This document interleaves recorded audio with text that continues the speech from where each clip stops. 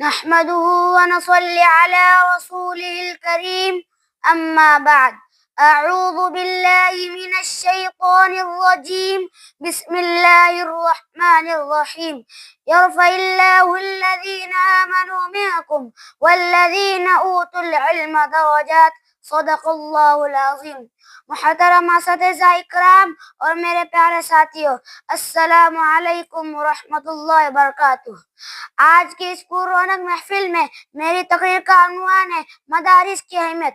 آج مکاتب و مدارس کی اہمیت سے کون نا واقف ہے، مگر بار بار اس کا تذکرہ بھی ضروری ہے تاکہ شک و تذبذب میں مبتلا ہونے والے شاہراہ یقین پر گامزن ہو جائے اور مدارس و مکاتب کی اہمیت و افادیت کے انکار کرنے والوں پر یہ حقیقت آشکارا ہو جائے کہ اندھیری رات میں چاند و ستاروں کی اہمیت و افادیت کے انکار کرنے والے اپنی بدعقلی و باطنی کا ثبوت دیتے ہیں. اس میں ذرہ برابر مبالغہ نہیں کہ جہالت و ضلالت اور کفر و شرک کے ان کا ٹاٹوپ اندھیروں میں یہی مدارس چاند کے مانند اور یہی مکاتب دنیا ستاروں کے جیسے ہے.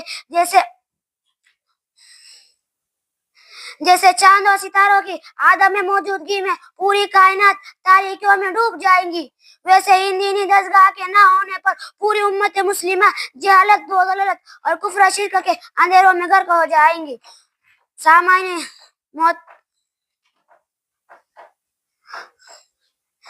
نظام، دینی مدارس اسلام کے مضبوط قلعے ہے. یہ دار ارقم صفا کی چبوترے کی شاخیں ہے جن کے اصل بانی شہنشاہ کونین سرور کائنات محبوب کبریا احمد مجتبی محمد مصطفیٰ صلی اللہ علیہ وسلم ہے. در حقیقت یہ مدارس راہ جنت ہے. یہاں باطل کی تند و تیز آندھیوں کا مقابلہ کیا جاتا ہے. یہاں بدعات و خرافات کے امنڈے ہوئے سیلاب کو روکا جاتا ہے. محترم حاضرین، یہی مدارس ہے جس میں لا الہ الا هو الحی القیوم کی تصدیق ہوتی ہے. یہی مدارس ہے جس میں اقیموا الصلاۃ وآتوا الزکاۃ کی تاکید ہوتی ہے. یہی مدارس ہے جس میں وما محمد الا رسول کی تعریف ہوتی ہے.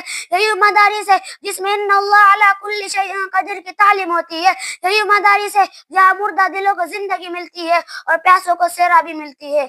آخر میں اللہ تبارک تعالیٰ سے دعا ہے کہ ہم تمام کے سینوں میں مدارس مکاتب کی اہمیت و افادیت مقدر فرمائیں. آمین. اب میں اشارے کے ساتھ اپنی تقریر ختم کرتا ہوں. یہ مدرسہ تیرا ہے میں کدا نہیں ساکی، یہ مدرسہ تیرا ہے میں کدا نہیں ساکی، یہاں کی خاک سے انسان بنائے جاتے ہیں.